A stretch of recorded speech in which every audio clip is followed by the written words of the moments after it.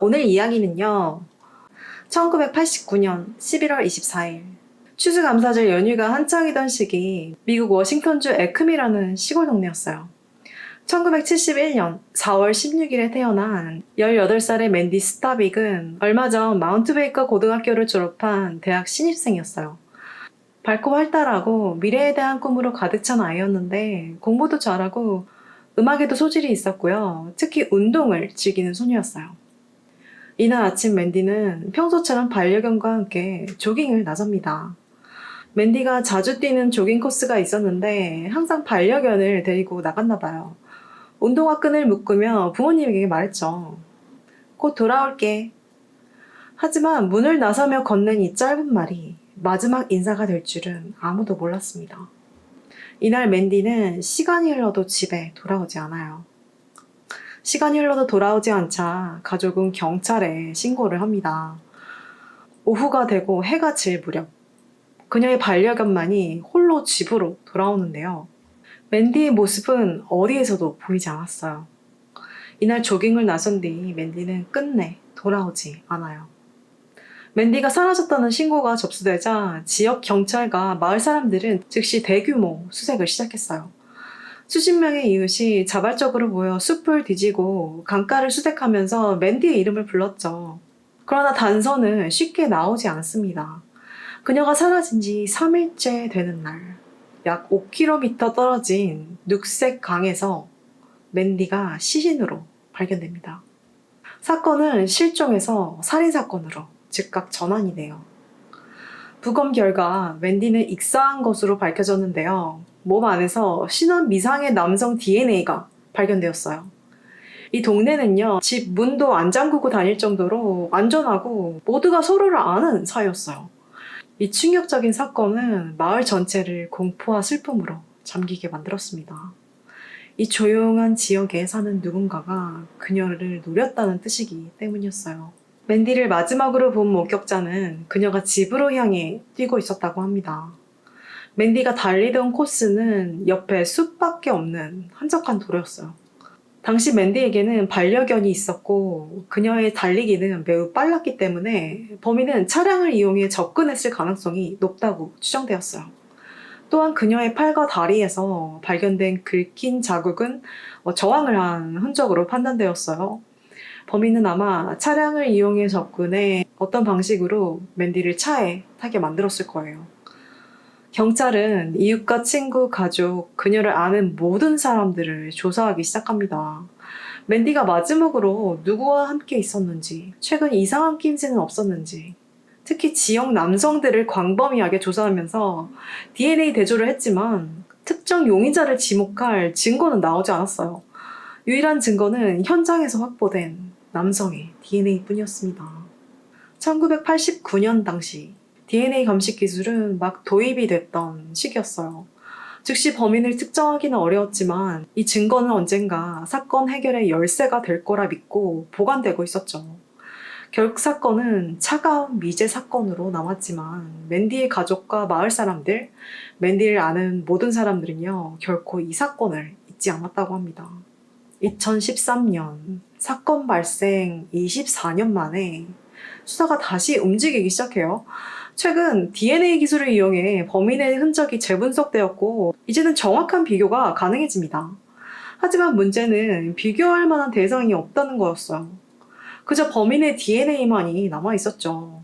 그러던 중 경찰에게 뜻밖의 제보가 들어오는데요. 사건 당시 맨디와 같은 고등학교를 다닌 적이 있던 두 여성에게서 들어온 제보였어요. 이 두 여성은 친구 사이인데 애들을 데리고 워터파크에 놀러 갔는데요. 물에서 놀고 있는 아이들을 보면서 앉아서 한참 이야기를 나누고 있었죠.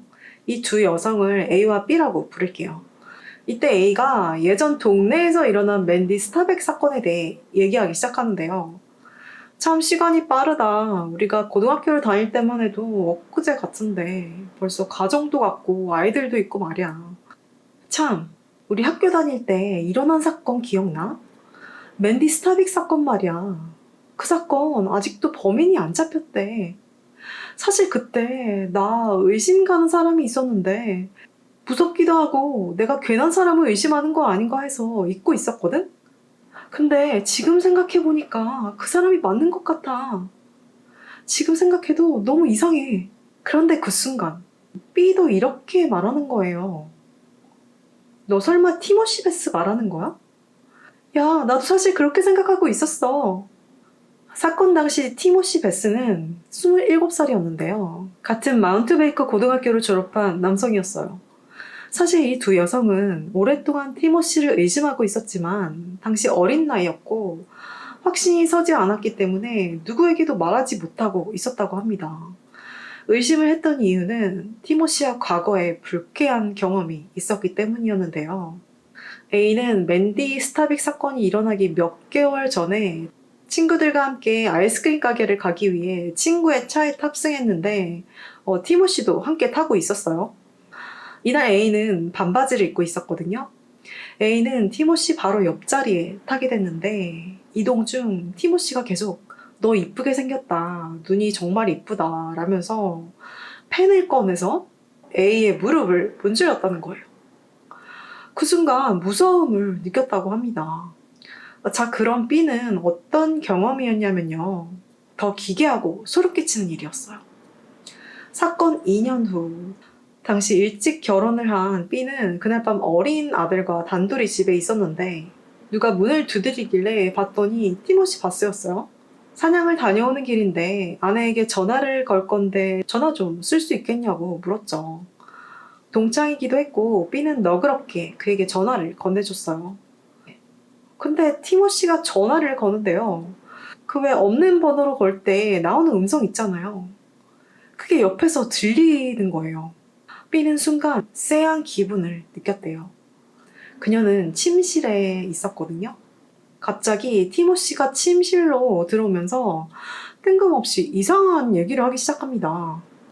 대충 이런 이야기였는데요. 항상 니네 집 앞을 지나가곤 했는데 너와 사랑을 나누는 성상을 줄곧 태웠다고 말하는 거예요. 너무 무서워서 B는 티모시에게 나가라고 소리쳤지만 끔찍도 하지 않았고 경찰에게 신고한다고 말하니까 그제서야 나갔다고 합니다.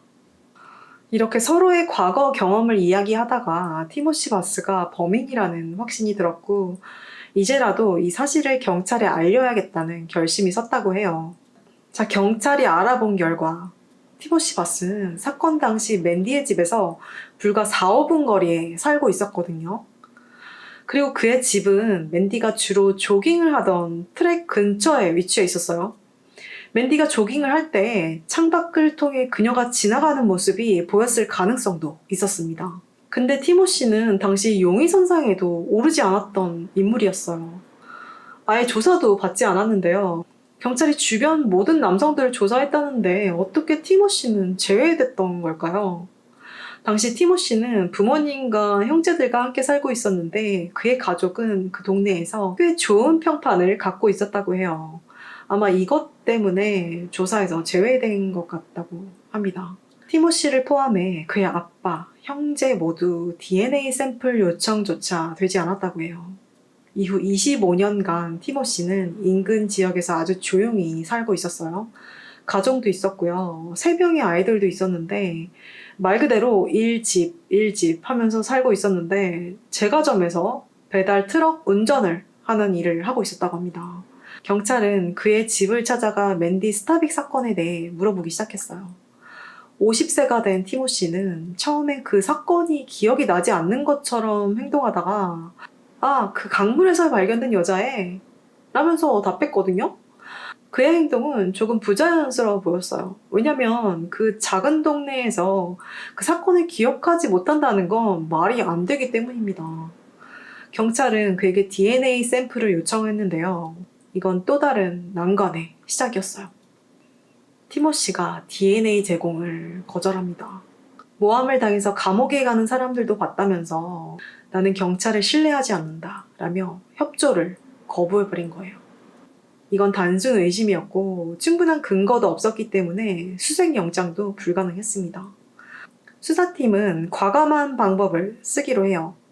그를 감시하면서 모든 이동 경로를 따라다니기 시작했죠. 제과점에 출근하는 것부터 배달 과정이며 퇴근길까지 모든 경로를 따라다닙니다. 자신의 DNA가 묻은 물건을 어딘가 버리길 간절히 바라면서요. 자, 수개월간의 노력에도 불구하고 티모시는 아무것도 버리지 않아요. 이 과정에서 티모시의 친형도 인터뷰하는데요.